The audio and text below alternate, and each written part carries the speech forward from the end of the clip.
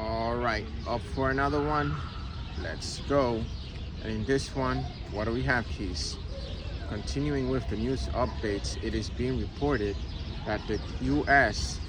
has confirmed its first case of severe symptoms of the flu virus or the bird flu virus. That's right, folks.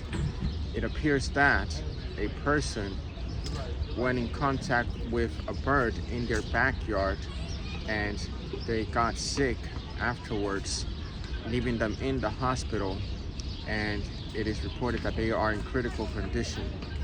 Okay, this is sparking outrage as California has already made a basically special emergency case for the state.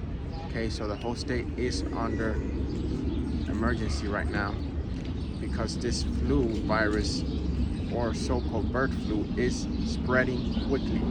We're gonna continue to follow up, so this is very alarming. Stay tuned for more. Till the next one.